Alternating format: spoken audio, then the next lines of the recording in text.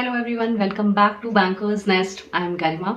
सो आज की वीडियो में आरआरबी पीओ मेंस का जो एग्जाम होने वाला है टुवर्ड्स सितंबर एंड, उसके क्या अटेम्प्टिंग की स्ट्रैटेजी होनी चाहिए इस बारे में मैं आपको बताने वाली हूँ।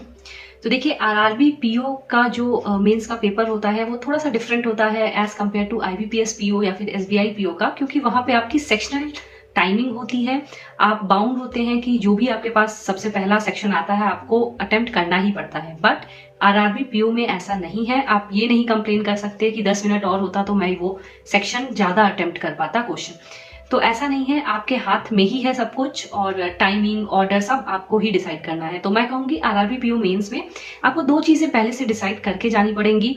पहला है ऑर्डर क्या होना चाहिए, अटेम्प्टिंग कौन सा सेक्शन कब अटेम्प्ट करना है वो आपको पहले से पता होना चाहिए, और किस सेक्शन को कितना टाइम डिवोट करना है ये बात का भी आपको पहले से ही अंदाजा होना चाहिए। सो इस वीडियो में हम यही बात करेंगे कि आपका ऑर्डर क्या होना चाहिए अटेम्प्ट करने का, आपका जो टाइम अलॉट करना है पर सेक्शन का वो क्या होना चाहिए, आपके सेफ अटेम्प्ट्स क्या होने चाहिए ताकि आप एक एक सेफर जोन में आ सके और आपका सिलेक्शन के चांसेस ज्यादा हो सके। तो इस बारे में ही हम बात करेंगे।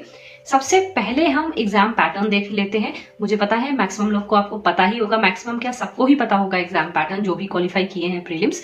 फिर भी just to give you an idea हम एक बार एग्जाम पैटर्न देख लेते हैं।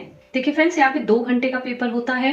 5 सेक्शंस होते हैं, reasoning, computer knowledge, general awareness, English या हिंदी दोनों में से एक आपको अटेम्प्ट करना होगा, ऑप्शनल है, और क्वांटिटेटिव एप्टीट्यूड। सारे में क्वेश्चंस 40 ही होते हैं, बट मार्क्स डिस्ट्रीब्यूशन थोड़ा अलग होता है रीजनिंग और क्वांट की बात की जाए तो। और कंप्यूटर नॉलेज में भी बस 20 मार्क्स ही अलॉटेड है। टोटल जो नंबर ऑफ क्वेश्चंस है वो 200 है और मैक्सिमम मार्क्स जो है वो भी 200 है। तो आपको 2 घंटे मिल रहे हैं और उसी को यूटिलाइज करके आपको कट ऑफ क्लियर करना है, sectional and overall cut off भी। अब हम बात करते हैं टाइम मैनेजमेंट क्या होना चाहिए, मतलब किस सेक्शन को कितना टाइम देना चाहिए। देखिए फ्रेंड्स, जो भी मैं ये आपको टाइम मैनेजमेंट बताऊंगी ये मेरे स्ट्रेंथ वीकनेस पे आधारित है, but you can change it. आप प्लस माइनस कर सकते हैं depending upon your strength, your weakness. आप अपना डिसाइड कर सकते हैं जो भी टाइम मैनेजमेंट हो। ऑल्सो जो भी आप टाइम अलॉट कर रहे हैं मेक श्योर लास्ट में आप 10 से 15 मिनट बिल्कुल फ्री रखें, ताकि कुछ सेक्शंस अगर आपको लगता है रह गए हैं जिसमें आपको कट ऑफ के अराउंड मार्क्स नहीं आ पा रहे हैं या फिर आपने नंबर ऑफ अटेम्प्ट जो क्वेश्चंस किए हैं वो कम किए हैं, तो फिर आप उसे रीविजिट करके फिर से अटेम्प्ट कर सके उन सेक्शंस को, ताकि आप सेफर जोन में आ सकें। ऑल्सो यहाँ पे ये नहीं करना है कि आपकी मान लीजिए रीजनिंग स्ट्रांग है तो आप 40 मिनट उसी में दे दें और 40 के 40 क्वेश्चंस कर ले। आपको ये नहीं करना है, क्योंकि बाकी सेक्शंस आपके रह जाएंगे और वहां पे भी आपको सेक्शनल कट ऑफ क्लियर करना जरूरी है। तो जितना टाइम अलॉट किया है, मान लीजिए 25 मिनट रीजनिंग को किए हैं, तो जितने क्वेश्चन आपसे 25 मिनट में बन रहे हैं बस आप उन्हें ही कीजिए और फिर आप जंप कर जाइए दूसरे सेक्शन में, क्योंकि तभी आप हर सेक्शन को इक्वल टाइम, इक्वल तो नहीं बट हाँ जितना भी प्रेफर्ड टाइम है वो आप दे पाएंगे। तो चलिए देखते हैं किस सेक्शन को कितना टाइम देना चाहिए। देखिए फ्रेंड्स, यहाँ पे मैंने सेक्शंस लिए हैं और टाइम दिख रहा होगा आपको स्क्रीन पे। ये जो ऑर्डर है जो सेक्शंस के लिखे हुए हैं, मैंने कोई हार्ड एंड फास्ट ये अभी नहीं ऑर्डर डिसाइड किया है। यहाँ पे ऑर्डर की बिल्कुल बात नहीं की जा रही है, या मैंने रैंडम ही सेक्शंस बस यहाँ पे लिख दिए हैं। बट हाँ, टाइमिंग यहाँ पे मैं आपको बताना चाह रही हूँ। तो क्वांट को देखिए आप 25 मिनट दीजिए। अगर आपकी क्वांट बहुत वीक है तो आप 30 मिनट तक भी दे सकते हैं। लाइकवाइज रीजनिंग को भी आप 25 से 30 मिनट देने की कोशिश कीजिए। फिर इंग्लिश या हिंदी जो भी आपका ऑप्शन है उसको आप 20 मिनट दीजिए। जनरल अवेयरनेस ये मैं कहूंगी कि बहुत ही कभी कभी डिटेल में पूछ दिया जाता है, तो आप वो 15 से 20 मिनट में वैरी कर सकते हैं। कंप्यूटर नॉलेज मैं कहूंगी सबसे कम जो आपको टाइम देना है वो कंप्यूटर नॉलेज में ही देना है, या फिर 10 मिनट या मैक्सिमम 15 मिनट, क्योंकि कंप्यूटर नॉलेज बहुत ही स्ट्रेट फॉरवर्ड क्वेश्चंस आते हैं, बहुत घुमा फिरा के नहीं पूछा जाएगा। तो अगर आपको आता है आप मार्क कीजिए, नहीं आता है आप दूसरे क्वेश्चन पे जंप कीजिए।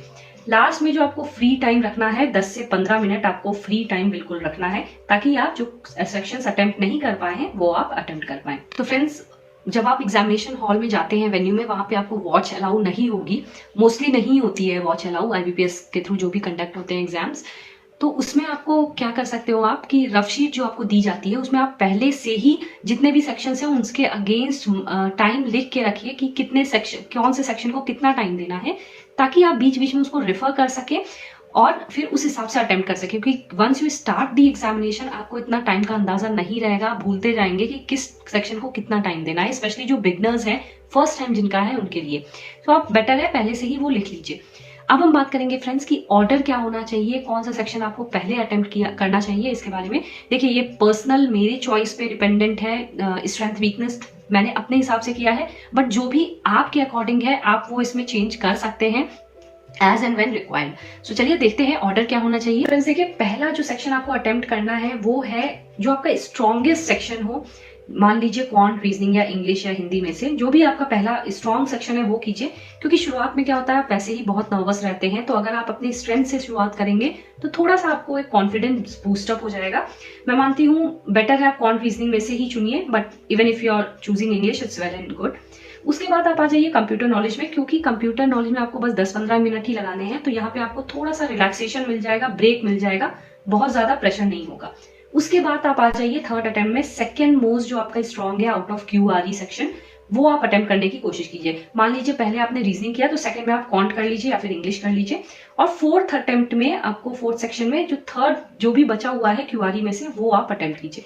जो लास्ट अटेम्प्ट करना है वो है गाइस जनरल अवेयरनेस, क्योंकि जनरल अवेयरनेस में कुछ आपको सॉल्व नहीं करना है, बस मेमोरी बेस्ड होता है, तो आप 15 से 20 मिनट में मुझे लगता है आप मैक्सिमम कर पाएंगे इसमें, तो आप लास्ट में जनरल अवेयरनेस कीजिए। फ्रेंड्स जैसे मैंने कहा ये हार्ड एंड फास्ट नहीं है, कुछ लोग ये भी कहते हैं कि जनरल अवेयरनेस और कंप्यूटर नॉलेज को आप पहले अटेम्प्ट करें, तो देखिए वो भी आप करके देख सकते हैं, आपके पास अभी टाइम है। जो भी आपको स्ट्रैटेजी बिल्डअप करनी है, जो आप मॉक्स दे रहे हैं उसमें एक एक दिन आप ट्राई करते जाइए और देखिए आपको बेस्ट कौन सा सुटेबल स्ट्रैटेजी लगता है। अगर आपको जीए और कंप्यूटर नॉलेज से शुरुआत करनी है और उसमें आपका मैक्सिमाइज हो पा रहा है उस वे में स्कोर, तो आप वो चूज कीजिए, ठीक है। मॉक्स की हेल्प से आप स्ट्रैटेजी मेंटेन कीजिए। अब हम बात करते हैं फ्रेंड्स कि सेफ अटेम्प्ट्स क्या होने चाहिए आपके ये आरआरबी पीओ मेंस में, बट उससे पहले हम देखेंगे कट ऑफ क्या गया है पिछले 2 साल का, ताकि उसके बेसिस पे हम सेफ अटेम्प्ट्स एक गेस कर पाए। सो फ्रेंड्स यहाँ पे मैंने आरआरबी पीओ मेंस का कट ऑफ लिया है फॉर 2020 एंड 2019। हर सेक्शन में कितना कट ऑफ गया था आप देख सकते हैं, और काफी वैरी कर रहा है। ये रीजनिंग का मैं कहूंगी आसपास है, बट क्वांट का एक में 10 है, एक में 5 है, कंप्यूटर नॉलेज का भी आसपास है, जनरल अवेयरनेस का अगेन वैरी कर रहा है, एक में 8 है, एक में 4 है, और इंग्लिश लैंग्वेज का भी आसपास ही है। अब इस पे बेस्ड ही हम डिसाइड करेंगे हमारा सेफ अटेम्प्ट क्या होना चाहिए। तो देखिए इसके बेसिस पे मैंने यहाँ पे एक चार्ट बनाया है जहाँ पे टाइम एलोकेटेड जो भी हमने पहले डिस्कस किया था वो लिखा हुआ है। ऑफकोर्स ऑर्डर यहाँ पे अगेन मैंने रैंडम सेक्शन ही यहाँ पे लिखे हैं, ऑर्डर आप अपने हिसाब से वेरी कर सकते हैं। क्वांट की बात की जाए तो देखिए क्वांट में 10 भी गया था कट ऑफ, 5 भी गया था, तो मैं ये कहूंगी 10 प्लस अगर आप अटेम्प्ट करते हैं 40 में से तो आप एक सेफर जोन पे होंगे, बट कोशिश कीजिए कि 13-14 एटलीस्ट आप अटेम्प्ट करें ताकि एक बहुत ज्यादा सेफ जोन में हो जाए आप। फिर रीजनिंग की बात की जाए तो रीजनिंग में 12 जाता है आसपास, अगर तो आप 15 से 18 भी करेंगे तो काफी सेफ खेलेंगे। फिर इंग्लिश हिंदी की बात की जाए तो 7 से 10 अगर पिछले साल गए हैं तो आपको अगर 15 अटेम्प्ट करते हैं तो एक सेफर जोन में है। फिर जनरल अवेयरनेस की बात की जाए तो ऑफकोर्स जनरल अवेयरनेस मुझे लगता है अगर तब भी आपने प्रिपरेशन अच्छे से की है तो 15 आप अटेम्प्ट कर लेंगे इसमें भी। कंप्यूटर नॉलेज में आप मैक्सिमाइज करने की कोशिश कीजिए, स्पेशली जो आईटी बैकग्राउंड के हैं, जो बीटेक किए हुए हैं, उनकी कंप्यूटर नॉलेज काफी अच्छी होती है, तो वो कोशिश कीजिए कि मैक्सिमम यहाँ पे 13 क्या 15 से 18 भी अटेम्प्ट करने की कोशिश कीजिए। फ्रेंड्स देखिए बस ये कट ऑफ क्लियर करने से नहीं चलेगा, आपको ओवरऑल जो कट ऑफ होते हैं, जो स्टेट वाइज रिलीज होते हैं मेंस के कट ऑफ आरआरबी पीओ में, वो भी क्लियर करने हैं, और उससे इनफैक्ट 20 से 25 मार्क्स ज्यादा ही लाने हैं। इनफैक्ट 20 तो आप मिनिमम लेके चलिए कि कट ऑफ जितना गया था पिछले साल उससे ज्यादा 20 मार्क्स आप लाएंगे, तभी आपका एक श्योर शॉट सिलेक्शन हो पाएगा। ऑल्सो इसके बाद इंटरव्यू फेज भी है तो वो भी क्रैक करना है, तो आपको बहुत अच्छे से स्ट्रैटेजी बिल्ड करनी है। मुझे लगता है आपने प्रिपरेशन ऑलरेडी स्टार्ट कर दी होगी और अच्छे लेवल पे अभी तक हो गया होगा आपका प्रिपरेशन, और अभी कुछ दिन बाकी है, कुछ क्या काफी दिन बाकी है, तो जो भी आपके ड्रॉबैक्स हैं, वीकनेस है, उस पर वर्क कीजिए और अपनी एक स्ट्रैटेजी बनाइए। द गुड थिंग इज कि यहाँ पे सेक्शनल टाइमिंग नहीं है, तो पूरा आपके ही हाथ में है आपको कैसे इसे अटेम्प्ट करना है, किस ऑर्डर में अटेम्प्ट करना है, कहाँ से मैक्सिमाइज करने हैं मार्क्स, वो सारा आप पे डिपेंड करता है। I hope friends this video was helpful for you. अगर पसंद आया हो तो लाइक कर दीजिएगा और सब्सक्राइब कर दीजिएगा channel if you really like the content. On that note friends I will take a leave. कुछ भी डाउट हो आप कमेंट कर सकते हैं, रिप्लाई करने की कोशिश करूंगी as usual. Till then take care, all the best and thanks for watching the video.